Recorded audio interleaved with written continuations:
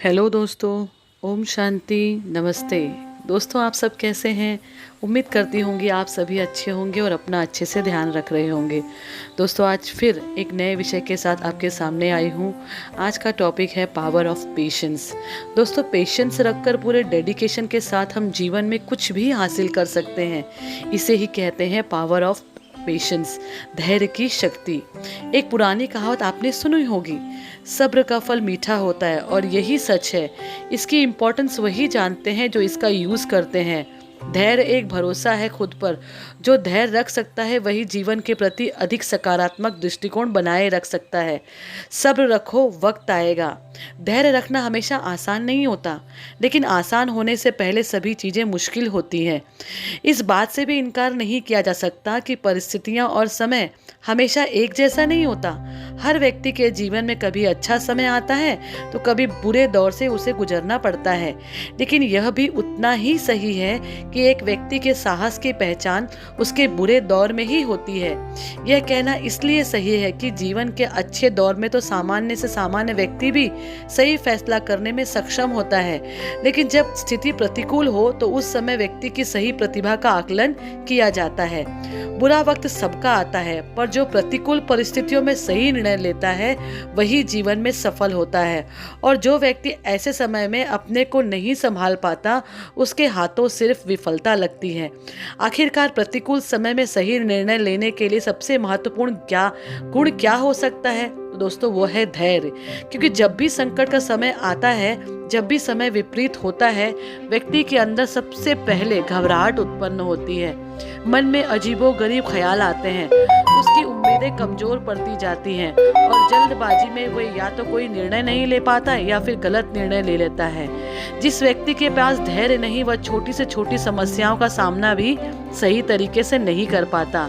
इसीलिए प्रतिकूल समय में धैर्य को बनाए रखना सबसे महत्वपूर्ण है। धैर्य रखकर कठिन से कठिन चुनौतियों का सामना किया जा सकता है, क्योंकि जिस व्यक्ति के पास धैर्य है वो हार कर भी नहीं हारता।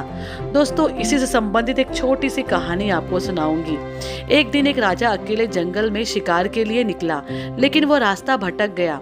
उसने एक पहाड़ की ऊंची चोटी पर चढ़कर देखा, लेकिन उसे दूर दूर तक कोई भी व्यक्ति या गांव नहीं दिखा। निराश होकर वो पहाड़ी से नीचे उतरा और आगे बढ़ा। अंधेरा होता जा रहा था और कोई भी मार्ग में नहीं दिख रहा था। कुछ देर चलने के बाद अंधेरा पूरी तरह घिर गया। कुछ देर बाद काफी दूर से रोशनी चमकी। फिर वह उस दिशा में चलने लगा और शीघ्र ही एक झोपड़ी पर पहुंच गया। राजा ने देखा कि झोपड़ी के बाहर एक बूढ़ी औरत अपनी बकरी को चारा खिला रही है। राजा को देखकर बूढ़ी औरत सोचने लगी कि शायद यह कोई सेना का सिपाही है, और वो उसका स्वागत करने लगी। उसने राजा को पीने के लिए पानी दिया और आराम करने के लिए एक चटाई बिछा दी।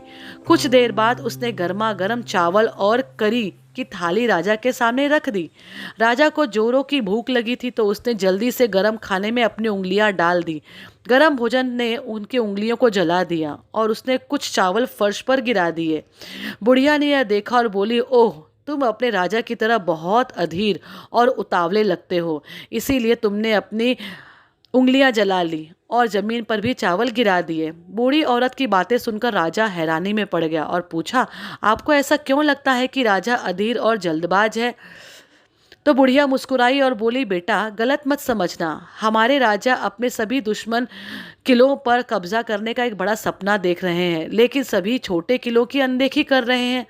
राजा ने बूढ़ी औरत को टोकते हुए कहा, यह तो अच्छी बात है, इसमें दिक्कत क्या है? वह मुस्कुराई और जवाब दिया, रुको मेरे बेटे, जैसा खाना खाने में आपकी अधीरता थी, वैसे ही आपने अपनी उंगलियां जला दी और कुछ खाना बर्बाद कर दिया। उसी तरह दुश्मनों को जल्दी से हराने के चक्कर में राजा की अधीरता और जल्दबाजी के फलस्वरूप उसकी सेना में सैनिकों का नुकसान होता है।